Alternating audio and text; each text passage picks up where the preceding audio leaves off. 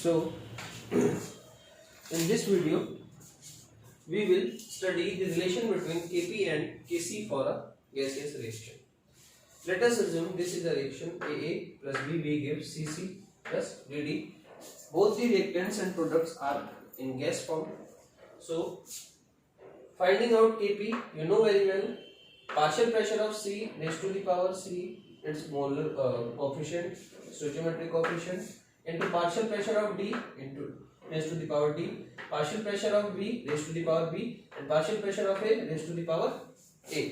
है ना? If we talk about Kc, तो Kc is equals to concentration of C raised to the power C, concentration of D raised to the power D, concentration of A raised to the power A, and concentration of B raised to the power B. अब यहाँ पे एक चीज आपको ध्यान रखनी है, box मत लगाना कॉपी में लिखते समय, क्योंकि ये बॉक्स गलत है, बॉक्स केवल इसमें लगेगा, ठीक है। अब देखो for an ideal gas Pv equals to nRT, ये तो आपको मालूम है। अब यहाँ पे आपको मान के चलना पड़ेगा all the gases are ideal, so Pv equals to nRT। अब मैं n अपॉन v करूंगा तो moles upon volume becomes molarity और concentration, so P equals to CRT।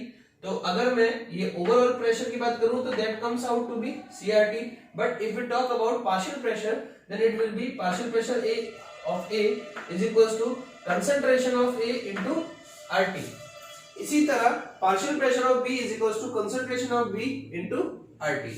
Now putting this value A, B, ऐसे C और D भी कर लोगे, इनकी वैल्यू जब आप यहाँ पे पुट करोगे, यहाँ पे PC की जगह क्या करोगे, PC की जगह मैं पुट करने जा रहा हूँ concentration of C raise to the power C into RT raise to the power C, ठीक है। D की जगह पार्शियल प्रेशर ऑफ D की जगह मैं क्या लिख सकता हूँ, concentration of D into RT raise to the power DD।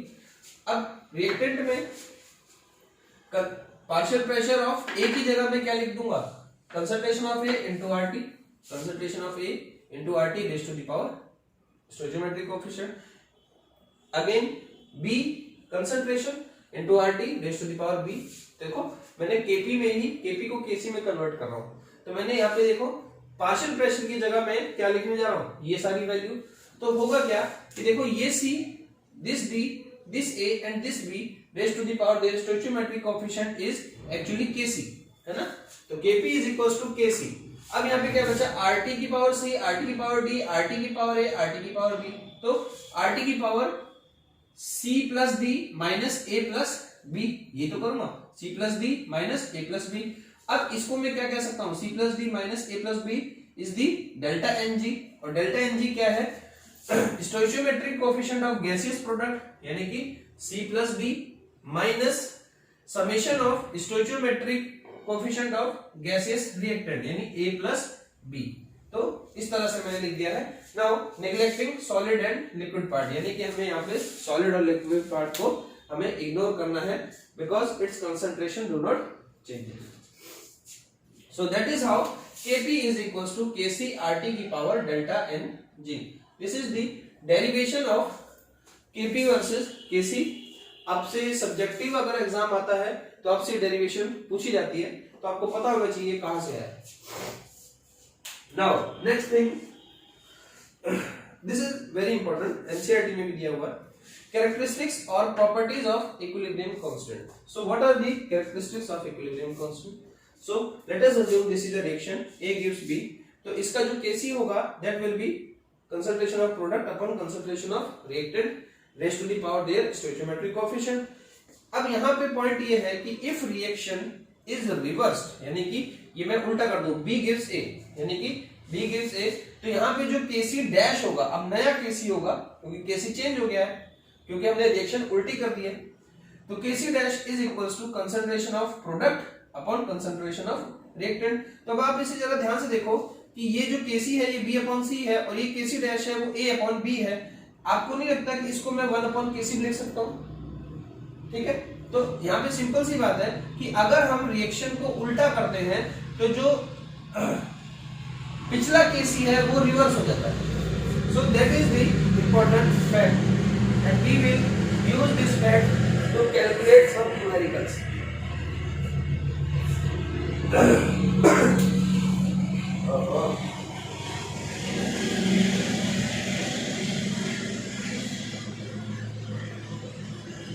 Now x y। तो अगर मैं Kp के टर्म्स में लिखूं तो Kp is equal to partial pressure of y upon partial pressure of x, यहां पे लिख दिया। अगर इस इक्वेशन में मल्टीप्लाइंग बाय इक्वेशन बाय 2, यानी कि अगर मैं इसकी दोनों साइड 2 से मल्टीप्लाई कर दूं तो रिएक्शन क्या बन जाएगी, 2x गिव्स 2y। अब देखो जो नया Kp डैश होगा, Kp dash is equals to concentration partial pressure of y की power 2 divided by partial pressure of x की पावर 2, बिकॉज़ इसके स्टोइचोमेट्रिक कोएफिशिएंट है। अब जरा ध्यान से देखो, this py upon px is equals to Kp, तो आपको मैं इसकी जगह Kp का स्क्वायर भी लिख सकता हूं। तो फाइनली क्या हो गया, ये हमारा सिंपल सी बात है कि अगर 2 से मल्टीप्लाई करूं तो पावर 2 बन जाएगा, अगर 3 से मल्टीप्लाई करूं तो पावर 3 बन जाएगा, 4 से मल्टीप्लाई करूं तो पावर 4 हो जाएगा। यानी कि अगर रिएक्शन उल्टा कर दो तो इक्विलिब्रियम कांस्टेंट भी उल्टा हो जाता है, और अगर किसी कोएफिशिएंट से मल्टीप्लाई करते हो तो जो इक्विलिब्रियम कांस्टेंट है उसकी रेज टू द पावर बन जाता है। और थर्ड केस हमारा इंपॉर्टेंट केस, अगर हम दो रिएक्शन जोड़ते हैं, for example a plus B gives c plus d, तो इसमें मैं एक रिएक्शन और जोड़ने जा रहा हूं x गिव्स y। इन दोनों रिएक्शन को अगर मैं जोड़ता हूं तो क्या हो जाएगा, a plus B plus x gives c plus d plus y। तो देखो अगर मैं इस रिएक्शन का kc देखूं तो kc1 equals to c d upon a into b, और अगर मैं इस रिएक्शन को देखूं तो y अपॉन x। अब मैंने दोनों रिएक्शन जोड़ दिया तो देखो क्या होगा, अब जो फाइनल केसी होगा वो क्या होगा, प्रोडक्ट में सी डी और वाई है तो सी डी वाई है, रिएक्टेंट में ए बी एक्स है, ए बी एक्स है। तो आपको देख के लगना चाहिए कि this part is what, this part is Kc1 and this part is Kc2। तो सिंपल सी बात है, जब किसी रिएक्शन को आप जोड़ते हो तो आपको सिंपली क्या करना होता है, उनके जो इंडिविजुअल इक्विलिब्रियम कांस्टेंट की वैल्यू है उनका आपस में मल्टीप्लाई करते हो। तो मैंने यहाँ पे लिख दिया Kc is equals to Kc1 into Kc2। ये चीज एनसीईआरटी में भी दी हुई है। Now coming to the most important part, effect of temperature on K equilibrium using Arrhenius equation.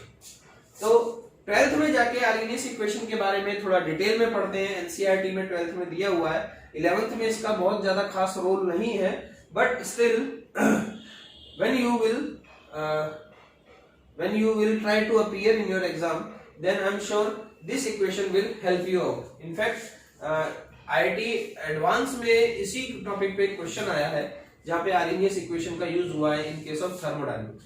तो सबसे पहले आपको घबराने की जरूरत नहीं है, आर्हेनियस इक्वेशन आप समझ जाओ। आर्हेनियस इक्वेशन होता है K is the equilibrium constant, K है ना, नहीं इक्विलिब्रियम कांस्टेंट नहीं, जो ये वाला होता है ना, जैसे K C equals to K A की पावर B की power A B upon C की पावर C और D की पावर D, जो ये वाला पार्ट है उसमें ये है K।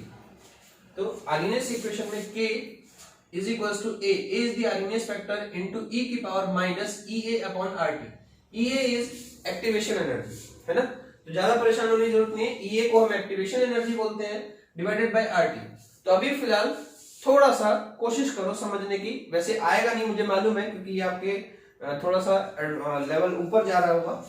आईटी वालों को तो डरना नहीं चाहिए, मेडिकल वाले चाहे तो अभी ना पढ़ें, लेकिन इस पे क्वेश्चन आने की पूरी संभावना है क्योंकि आईटी इसे कई बार पूछ चुका है, आईटी के लिए टॉपिक पुराना हो चुका है, तो ऑब्वियसली जो पुराना कचड़ा होता है आईटी का वो मेडिकल की तरफ आ जाता है। तो what is A is Arrhenius factor और Arrhenius constant. What is Ea is the activation energy of the reaction and most important thing both dependent on temperature where temperature is in Kelvin। तो देखो A और EA दोनों किसका function है, T का, है ना। तो आगे देखो, अगर मैं एक ग्राफ प्लॉट करता हूं potential energy versus progress of the reaction, progress of reaction का एक ग्राफ प्लॉट करता हूं, तो देखो यहां पे ये रिएक्टेंट है, ये रिएक्टेंट कुछ ऐसे जा रहा है और ये घूम के ऐसे आ रहा है। तो ये वाला जो पॉइंट है दैट इज प्रोडक्ट एंड ये वाला जो पॉइंट है दैट इज रिएक्टेंट। अब यहाँ पे आपको समझने की बात जरूरत ये है कि इस पॉइंट से लेकर ये वाला जो पॉइंट है इसको बोलते हैं ट्रांजिशन स्टेट और एक्टिवेटेड कॉम्प्लेक्स। बाद में समझ में आएगा क्या है। फिलहाल आप बस हल्का सा दिमाग में रख लो कहीं कोने में कि इस पॉइंट को बोलते हैं ट्रांजिशन स्टेट और एक्टिवेटेड कॉम्प्लेक्स, और यहां से लेकर यहां तक जो एनर्जी होती है उसे बोलते हैं activation energy of forward reaction. यानी कि अगर मान लो ये ऐसे है, ए गिव्स बी, तो इसकी जो फॉरवर्ड रिएक्शन में जो एक्टिवेशन एनर्जी है वो ये है यहां से लेकर यहां तक, और अगर मैं इसकी बैकवर्ड रिएक्शन साइड में देखूं तो इसकी जो एक्टिवेशन एनर्जी होगी वो बैकवर्ड होगी। वो कहां से कहां तक होगी, देखो प्रोडक्ट से यहां तक एक्टिवेटेड कॉम्प्लेक्स तक, दिस इज ए बैकवर्ड, ठीक है। अब यहां पे पॉइंट ये है कि जो एंथैल्पी है दैट इज यहां से लेकर यानी इस पॉइंट से लेकर यहां तक के पॉइंट को बोलते हैं enthalpy, and this is an exothermic reaction. ये एक एक्सोथर्मिक रिएक्शन है, प्रोडक्ट का कोऑर्डिनेट नीचे होगा, रिएक्टेंट का कोऑर्डिनेट ऊपर होगा, ये पहचानते हैं ऐसे हम। तो यहां पे जो एक्टिवेशन एनर्जी का डिफरेंस है that is E A backward minus E A forward is equals to enthalpy. यही एंथैल्पी है, that is we already studied that part in thermodynamics. So what is enthalpy, you know very well, heat at constant pressure, है ना। तो वो कैसे निकालते हैं हम, वो activation energy of backward minus activation energy of forward, ठीक है। तो ये वाली वैल्यू कैसे आएगी, नेगेटिव आएगी आई होप। तो के इक्विलिब्रियम को हम कैसे रिप्रेजेंट करते हैं, देखो के इक्विलिब्रियम इज इक्वल टू के फॉरवर्ड अपॉन के बैकवर्ड। इस के फॉरवर्ड को मैं क्या लिख सकता हूं, ये वाली रिएक्शन यूज करूंगा, ए forward into E A upon R T. अब ये ई ए कौन सा है, this is E A forward, forward upon R T, ठीक है। नाउ के बी है ना, के एफ अपॉन के बी, तो के बी की जगह मैं क्या लिख सकता हूं, ए बी ई की पावर माइनस ई ए, ये ई ए कौन सा है, backward, this is backward upon R T. Arrhenius equation का यूज करके मैं कुछ चीज डिराइव करने जा रहा हूं। तो देखो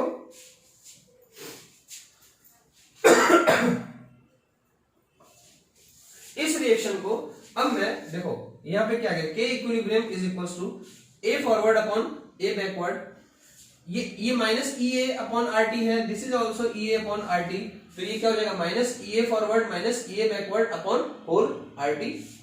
फिर अब देखो क्या होगा, K equilibrium is equal to A forward upon A backward E की पावर माइनस, अब देखो ई फॉरवर्ड और बैकवर्ड यानी कि देखो ये माइनस है और ये माइनस माइनस प्लस हो जाएगा, तो ई A backward minus E A forward क्या बन जाएगा, एंथैल्पी ऑफ द रिएक्शन। तो देखो ये वाला पार्ट क्या हो गया, minus delta H R upon R T. अब मैं बोथ साइड अगर लॉग लूंगा तो दिस विल बिकम ln के इक्विलिब्रियम इज इक्वल टू ये वाला part as such ln A forward upon A backward. अब ये वाला पार्ट जब लॉग करते हैं तो ये आगे आ जाता है, पावर आगे आ जाती है, तो minus delta H R upon R T. Now this is our equation and you can see that this is y equals to this is mx and this is c, straight line equation है। तो ध्यान से देखो ये है 1 upon T, अगर मैं इसको x एक्सिस पे ले लूं तो देखो ये हमारा 1 अपॉन टी x एक्सिस पे, और ये जो हमारा इंटरसेप्ट है this is intercept ln af upon ab, तो दिस इज हमारा इंटरसेप्ट af अपॉन ab, और दिस इज ln के equilibrium versus 1 upon T graph. तो यहाँ पे जो स्लोप होगा वो स्लोप क्या होगा, दिस इज m, तो स्लोप क्या है minus delta H R upon R. तो अब यहाँ पर अगली चीज समझने की है कि अगर एच आर की वैल्यू नेगेटिव है यानी कि हमारी रिएक्शन एक्सोथर्मिक है, तो वो नेगेटिव इस नेगेटिव से मल्टीप्लाई होकर क्या हो जाएगी, पॉजिटिव। तो अगर रिएक्शन एक्सोथर्मिक है तो हमारी स्लोप क्या हो जाएगी, प्लस का delta H R upon R, तो ये वाली हमारी पॉजिटिव स्लोप। अगर रिएक्शन एंडोथर्मिक है तो आपको मालूम है डेल्टा एच आर की वैल्यू क्या होती है, पॉजिटिव, तो यहाँ पे मैं प्लस डेल्टा एच आर लिखूंगा तो ओवरऑल वैल्यू माइनस ही आएगी, तो स्लोप कैसी रहेगी, नेगेटिव और डिक्रीजिंग स्लोप। तो ये वाला हमारा intercept ln af upon ab, this is intercept ln af upon ab, and now most important thing is this graph is for exothermic process and this graph is for endothermic process, ठीक है। as such this question came in IT advanced I guess 13 या 14 या 15 के आसपास में आया है, मैं भूल रहा हूं, तो मैंने यहाँ पे लिख दिया है this is for exothermic reaction as delta hr is equals to negative, तो नेगेटिव नेगेटिव हो जाएगा पॉजिटिव, स्लोप पॉजिटिव। तो यहाँ पर एक और खास चीज है, ये देखो delta H are is positive and this is endothermic reaction. Now most important thing is कि देखो 1 अपॉन टी, जैसे जैसे 1 अपॉन टी बढ़ रहा है वैसे वैसे ये वैल्यू बढ़ रही है फॉर एक्सोथर्मिक प्रोसेस मींस कि 1/T बढ़ रहा है, यानी कि टेम्परेचर की वैल्यू घट रही है, यानी कि टेम्परेचर घटेगा तो ln k की वैल्यू बढ़ेगी। तो देखो temperature decreasing k equilibrium increasing, temperature increasing k equilibrium decreasing. मतलब सिंपल सा है कि अगर एक्सोथर्मिक रिएक्शन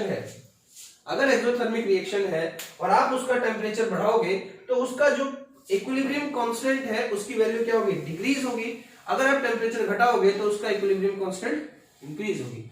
और इस केस में यहां पे देखो ये 1/T की वैल्यू क्या है, that is increasing means T की वैल्यू घट रही है, ऐसे जाने पे T की वैल्यू घट रही है तो ये भी घट रहा है, तो यानी कि T घटेगा तो इक्विलिब्रियम कांस्टेंट भी घटेगा, T बढ़ेगा तो इक्विलिब्रियम कांस्टेंट भी बढ़ेगा।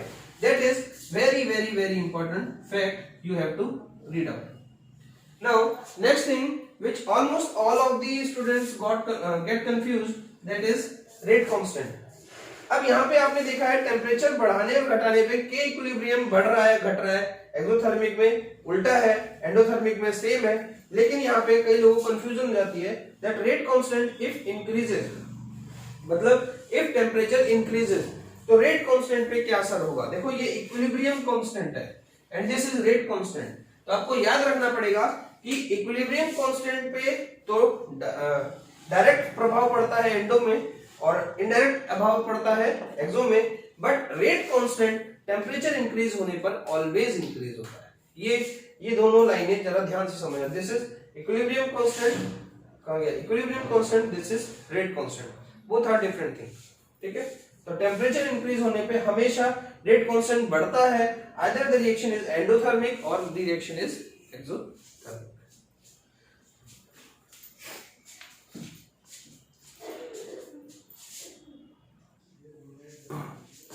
हाँ, उसी इक्वेशन को हम दोबारा से लेकर आते हैं, ln k equilibrium equals to ln AF upon AB minus delta HR upon RT।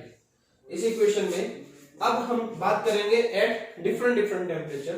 Late us assume at temperature T1 तो ln k equilibrium 1 will become ln AF upon AB minus delta HR upon RT1।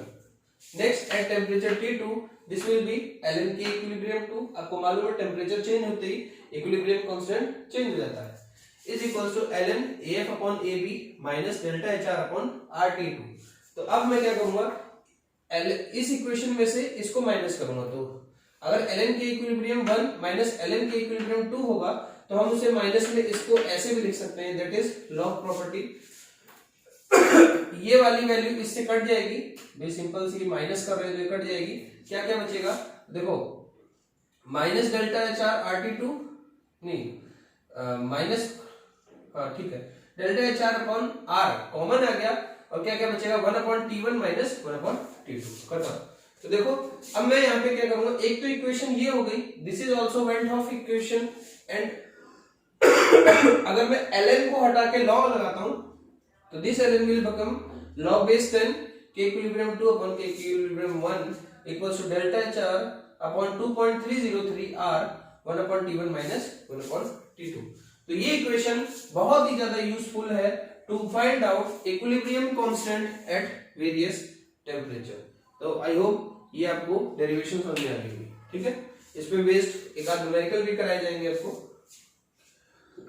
Now moving to the next topic, application of equilibrium constant. So what are the applications for equilibrium constant? First is it helps to predict the direction of the reaction, है ना, prediction of direction of the reaction, मतलब कि reaction forward जाएगी या backward आएगी, ये इसका idea हमें इक्विलिब्रियम कांस्टेंट से ही पता चलता है। For example at any instant a term called reaction coefficient Q can be calculated. मतलब कि अगर मैं कहूं कि this is A plus B gives C plus D, now we know that this reaction is moving forward। तो इस समय मान लो इसकी कंसंट्रेशन X है, इसकी Y है, इसकी A है और इसकी B है। तो हम क्या करते हैं, हमें मालूम है रिएक्शन अभी रुकी नहीं है, मतलब आप जिसे कहते हो इक्विलिब्रियम अचीव नहीं करा है, तो इस समय जो इसका इक्विलिब्रियम कांस्टेंट होगा दैट विल बी A की कंसंट्रेशन इनटू B की कंसंट्रेशन, इसकी कोएफिशिएंट तो है ही नहीं, अपॉन X इंटू वाई। तो इस तरह से ये जो के इक्विलिब्रियम, अब ये क्योंकि रिएक्शन इक्विलिब्रियम पे पहुंची नहीं है तो इसलिए हम इसका नाम के इक्विलिब्रियम के बजाय क्यूसी लिखते हैं, है ना। This is known as reaction question. लेकिन क्या होगा अगर ये रिएक्शन स्टॉप हो जाए, यानी कि इक्विलिब्रियम अचीव हो जाए, तो उस केस में ये बन जाएगी एक्स डैश, ये बन जाएगा वाई डैश, ये हो जाएगा ए डैश, ये हो जाएगा बी डैश। नाउ ये जो क्यूसी डैश है दैट विल बिकम के सी डैश और के इक्विलिब्रियम। अब यहाँ पे जो हम यूज करेंगे that is A dash B dash upon X dash और Y dash. This is most important. मतलब अगर किसी रिएक्शन में अभी इक्विलिब्रियम अटेन नहीं हुआ है तो उस समय जो उसकी कंसंट्रेशन है प्रोडक्ट डिवाइडेड बाय रिएक्टेंट करेंगे तो उसे हम बोलते हैं क्यूसी। और अगर हम ये रिएक्शन इक्विलिब्रियम पे पहुंच गई है तो इस क्यूसी का नाम चेंज हो जाता है, that will be called as K equilibrium which is equals to the concentration at equilibrium state. Now this Qc is very helpful in order to determine the direction of the reaction. For example, QC equals to CC DD AA BB. Now you know very well that this reaction is not at equilibrium state. So at any instant of time we call this thing QC or QP. QP में हम simply क्या use करेंगे, partial pressure at any instant of time means still reaction is not at equilibrium. Now अब यहां पर ये है most important चीज जिसके लिए मैं पढ़ा रहा था। इफ क्यू की वैल्यू है, जैसा कि मैंने आपको बोला था कि एनी रिएक्शन और दुनिया में हर चीज क्या होना चाहती है, स्टेबल होना चाहती है। तो यानी कि स्टेबल होने की एंट्रोपी जो है क्या होती है, वो मैक्सिमम होती है। यानी कि सिंपल सी बात है कि अगर क्यू की वैल्यू के इक्विलिब्रियम से कम है, यानी कि वो अभी स्टेबल नहीं है लेकिन वो पीछे है, क्यू पीछे है, तो इसका मतलब Q wants to become के इक्विलिब्रियम, क्योंकि ये क्या बनना चाहता है, ये बनना चाहता है। इसका सपना यही है, ये सोते जागते यही सपना देखता है कि काश में QC नहीं के इक्विलिब्रियम बन जाता। तो क्या होगा अगर Q के इक्विलिब्रियम से कम है, यानी कि इसकी वैल्यू इससे कम है, तो इसका मतलब this reaction is still going on, अभी कंप्लीट नहीं हुई है। क्योंकि QC जैसे जैसे बढ़ेगा के इक्विलिब्रियम होगा, तो बढ़ेगा कैसे, इसकी प्रोडक्ट की कंसंट्रेशन बढ़ेगी और इसकी कंसंट्रेशन घटेगी। तो सिंपल सी बात है, अगर QC के इक्विलिब्रियम से कम है तो reaction wants to move forward. But if Q is greater than K equilibrium means कि ये कुछ ऐसा है, समझ में आ रहा है। तो यहाँ पे जो Q की वैल्यू है दैट इज वो जो है के इक्विलिब्रियम से ज्यादा है, इसका मतलब reaction wants to move back, तभी तो वो जाके के इक्विलिब्रियम के इक्वल आएगा। ठीक है। Now, if Q is K equilibrium means reaction is at equilibrium, यानी कि equilibrium attain हो गया है। सिंपल सी बात है, Q की वैल्यू कम है तो रिएक्शन आगे जाना चाहिए, Q की वैल्यू ज्यादा है K से तो रिएक्शन पीछे जाना चाहिए। अल्टीमेटली उसे जाना कहाँ है, अल्टीमेटली उसे यहाँ जाना है। मतलब सिंपल सी बात है, ये एक पेंडुलम है, this is A, this is A, this is B, this is T, ये एक पेंडुलम है। तो पेंडुलम देखो, पेंडुलम का इक्विलिब्रियम पॉइंट ये है। अगर आप इसको इधर करोगे तो क्या करेगा, ये वापस आना चाहेगा इसी पॉइंट पे। अगर आप इसको इधर करोगे तो ये वापस आना चाहेगा, अल्टीमेटली वो कहां रहना चाहता है, सी पे। ऐसी Q की वैल्यू अगर के इक्विलिब्रियम से कम है तो रिएक्शन आगे मूव करेगी यहां तक पहुंचने के लिए। अगर इसकी वैल्यू ज्यादा है तो ये यहां से मतलब यहां तक पहुंचने के लिए बैक आएगी, और अगर ये इसके बराबर है तो इसका मतलब रिएक्शन स्टॉप्ड है। Now, second application of equilibrium constant is prediction of extent of reaction। मतलब रिएक्शन आगे बढ़ तो रही है या पीछे आ तो रही है, लेकिन कितना आगे जाएगी या कितना पीछे जाएगी, that is what the most important application of equilibrium constant is। Means prediction of extent of reaction। मान लो कि अगर के इक्विलिब्रियम की वैल्यू 1 से बहुत ज्यादा है, मतलब पहली चीज तो इक्विलिब्रियम कांस्टेंट की वैल्यू नेगेटिव नहीं होती, ठीक है, याद रखना, इसकी वैल्यू हमेशा 1 से ज्यादा होती है। तो अगर मान लो कि इक्विलिब्रियम की वैल्यू 1 से बहुत ज्यादा है, let us suppose this is 10 to the power 3 और 10 raise to the power 4 etcetera, तो इसका मतलब क्या है, इसका मतलब ये है, it indicates that almost entire amount of the reactants at least limiting reactants is completely converted into product। मतलब साफ है कि ये एक रिएक्शन है,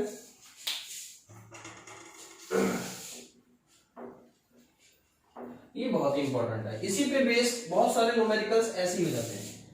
मैं अगर आप इक्विलिब्रियम को बैठ के अगर आप सॉल्व कर रहे हो तो इसका मतलब आपको इक्विलिब्रियम समझ नहीं है।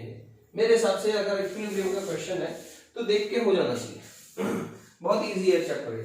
देखो जैसे वो कह रहा है कि के इक्विलिब्रियम की वैल्यू है 10 टू द पावर 4, 5, 6, 7, 3 एटसेट्रा।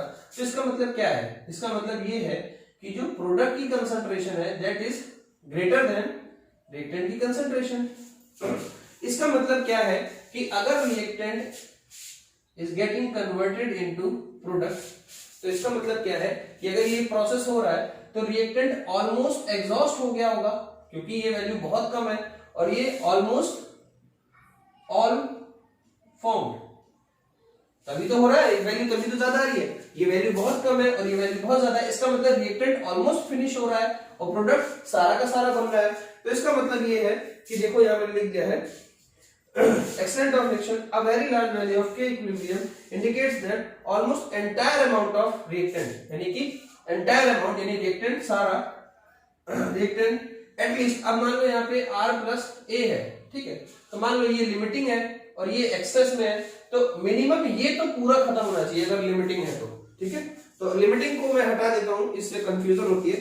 बस आप इतना समझ लो कि अगर के इक्विलिब्रियम की वैल्यू बहुत ज्यादा है तो इसका मतलब रिएक्टेंट ऑलमोस्ट फिनिश हो गया है, यानी कि या हो रहा है या हो जाएगा। लेकिन अगर के इक्विलिब्रियम की वैल्यू बहुत कम है, for example 10 to the power -4 है, यानी बहुत कम है, नेगेटिव नहीं है, 1 से कम है, तो इसका मतलब क्या है कि ये जो प्रोडक्ट की कंसंट्रेशन है, प्रोडक्ट की कंसंट्रेशन जो है that is very very low then reactant की कंसंट्रेशन, तभी तो ये वैल्यू कम आ रही है। इसका मतलब ये है कि अगर ये सिंगल रिएक्टेंट है तो यानी कि ये बहुत थोड़ा सा किसमें कन्वर्ट हुआ, प्रोडक्ट में, मींस बहुत थोड़ा सा, मतलब R माइनस जो X है और ये जो X फॉर्म हुआ है, means this X is negligible, यानी कि बहुत ही कम, यानी बस हिला है, हिला और वापस आ गया, बहुत ज्यादा चेंज नहीं है। तो यही चीज यहाँ पे मैं बताने की कोशिश कर रहा हूँ। At very low equilibrium constant, much lower than that one, like 10 to the power -3, 10 to the power -4, 10 to the power -5, and lower, it indicates that reactants are only little converted into products. मतलब reactant बहुत ही कम convert हुए हैं product में। Third application, to calculate change in concentration. अब concentration में कितना change हुआ ये तो numerically आप निकाल ही सकते हो। जैसे मान लो ये A है, ये B है, ये C है, ये D है, ये इनके इनिशियल मोल्स है, तो कितना चेंज आएगा कंसंट्रेशन में उसे निकालने के लिए फर्स्ट कैलकुलेट Q, QC और रिएक्शन क्वेश्चन एंड कंपेयर के इक्विलिब्रियम, इसको हम इससे कंपेयर करते हैं। मान लो ये इससे कम है तो रिएक्शन क्या होगी, आगे जाना चाहिए, मींस T एट टेम्परेचर, मतलब टाइम एट इक्विलिब्रियम टाइम। तो A में से देखो, A में से कुछ घटेगा A माइनस एक्स, B में से कुछ घटेगा B माइनस 2x, क्योंकि यहाँ पे 2 है कोएफिशिएंट, और यहाँ पे C प्लस x बनेगा और यहाँ पे D प्लस x बनेगा। तो यही चीज मैंने यहाँ लिखी है, A minus x, B minus 2x, C plus x, D plus x। तो जो अब Kc की जो वैल्यू होगी वो क्या होगी, वो होगी C D upon A B। C की जगह पे क्या लिख सकता हूँ, C plus x upon V, यानी कि देखो ये मोल्स है, मोल अपॉन वॉल्यूम क्या होता है, मोलैरिटी है, concentration. D plus x upon volume, A minus X upon volume, B minus 2x upon volume का square. V is volume and P total is the total equilibrium pressure. तो अभी तो हम सिर्फ कंसंट्रेशन में देख रहे हैं, तो देखो जब आप इसे सॉल्व करोगे तो क्या आएगा, ये 1 अपॉन V, ये 1 अपॉन V, ये 1 अपॉन V और ये 1 अपॉन V का स्क्वायर, तो हो जाएगा 1 अपॉन V का क्यूब और ऊपर 1 अपॉन V का स्क्वायर, तो कट जाएगा, ओवरऑल बचेगा V ऊपर। तो यहाँ पे मैंने V लिख दिया। तो देखो C plus x, D plus x, A minus x और B minus 2x, 1 upon V बाहर लेके उसको ऊपर पहुंचा दिया, इनटू B आ गया। Now using this we can calculate required change in concentration. For example अगर मैं Kp की बात करूं तो Kp इज इक्वल्स टू, अब यहाँ पे x की वैल्यू आप फाइंड आउट कर सकते हो, K इक्विलिब्रियम की वैल्यू आपको पता ही होगी, x की वैल्यू आप इजीली निकाल सकते हो। This is the third application. अब इसी को अगर हम Kp में देखें तो क्या करेंगे, देखो अगर मैं Kp में बात करूं तो इसका जो है पार्शियल प्रेशर Pc है, Pd, Pb एंड Pa। तो देखो Pc into Pd upon Pa into Pb का स्क्वायर। तो पार्शियल प्रेशर ऑफ सी कैसे निकालते हैं, आपको मालूम ही होगा, mole fraction of C into total pressure, mole fraction of D into total pressure, mole fraction of A into total pressure into mole fraction of B into total pressure का square. Now अब क्या करने जा रहा हूं मैं, इसमें देखो पी टोटल हर जगह कॉमन है, तो मैं क्या करूंगा, मोल फ्रैक्शन कैसे निकालते हैं सी का, मोल फ्रैक्शन होगा moles of C at equilibrium कितना है, C plus X upon total moles यानी एनटी इंटू पी टोटल। अब डी का पार्शियल प्रेशर कैसे निकलेगा, देखो moles of D plus X यानी डी के moles upon total moles into P total, A minus X upon NT यानी total moles into P total, B minus 2x upon total moles into P total. अब देखो यहाँ पे क्या क्या common आ रहा है, एनटी और पीटी ये कॉमन आ रहा है, तो पीटी और एनटी बाहर निकाल लिया देखो मैंने, तो ये क्या बचा, C plus X D plus X A minus X B minus 2x, C plus X D plus X A minus X B minus 2x का स्क्वायर इनटू, अब इसको अगर आप सॉल्व करोगे तो कैसे आएगा, देखो इधर है पीटी अपॉन एनटी, इधर भी है यानी square upon PT upon NT, PT upon NT, और ये तो इसका तो वो है ना स्क्वायर, हाँ हाँ बी का स्क्वायर है, तो क्या बन जाएगा क्यूब, ये हो जाएगा क्यूब, तो इसको अगर आप सॉल्व करोगे तो ये यहाँ पे बचेगा 1, कितना आ जाएगा पीटी अपॉन एनटी, ये 1 ऊपर जाएगा तो -1, तो मैं इसे सीधा सीधा पलट देता हूँ, इसकी वैल्यू -1 है तो इसे मैं ऐसे भी लिख सकता हूँ एनटी अपॉन पीटी। देखो मैंने यहाँ पे सीधा सीधा एनटी अपॉन पीटी ऐड कर दिया, सिंपली मैंने इसे बाहर निकाल के सॉल्व करा। तो ओवरऑल अब क्योंकि आप इतना लंबा कैलकुलेशन कर नहीं पाओगे, तो ऑब्वियस सी बात है, मेरी जिम्मेदारी है, नैतिक जिम्मेदारी कि मैं आपको एक शॉर्टकट मेथड बताऊं। तो उसके लिए देखो, same reaction alternate method of writing Kp and Kc, तो क्या करोगे, a + 2b gives c + d, same reaction यहाँ पे मैं क्या करूंगा, सेम चीज देखो c + x d + x upon a - x b - x का स्क्वायर, ये कर दिया b - 2x का स्क्वायर। अब यहाँ पे मैंने क्या करा है, pt, यहाँ पे क्या था pt अपॉन nt आ रहा था कहीं पे, देखो pt अपॉन nt, तो मैंने pt अपॉन nt का whole power delta ng। What is delta ng? Delta ng means 1 + 1 minus 1 + 2, तो यहाँ पे 2 माइनस क्या आ जाएगा 3, ओवरऑल वैल्यू आएगी -1, तो ओवरऑल वैल्यू यहाँ पे आएगी -1, जो कि हमने यहाँ पे करा भी था, बाद में हमने पलट दिया था। तो इसका एक शॉर्टकट मैंने बनाया है, दैट जो भी मोल है into p total upon n total की होल की पावर डेल्टा ng, गैस लेना है ना। अब देखो मैंने इसे फर्दर सॉल्व कर दिया है, जब इसकी वैल्यू -1 है तो मैंने इसे पलट दिया, nt अपॉन pt कर दिया, because delta ng equals to -1। तो ये तो हो गया गैस के केस में, लेकिन अगर मैं बात करूं केसी के केस में, तो यहाँ पे भी सेम प्रोसेस, यहाँ पे क्या कॉमन आ रहा था, 1/b भी कॉमन आ रहा था, देखो 1/b हर जगह कॉमन आ रहा था, तो मैंने यहाँ पे क्या करा, मोल्स फाइनल अपॉन इनिशियल, मतलब sorry product moles upon reactant moles into 1/b की पावर डेल्टा ng आप कर दो। डेल्टा ng क्या है, again moles of C plus moles of D minus coefficient of C plus coefficient of D minus coefficient of A plus coefficient of B। तो इस तरह से हम 1/b के ऊपर वैल्यू रख के Kc निकाल लेते हैं, और इस तरह से हम Kp निकालते हैं। ओवरऑल आपको याद रखना है ये और ये वाली equation. So that is how we can calculate Kp and Kc।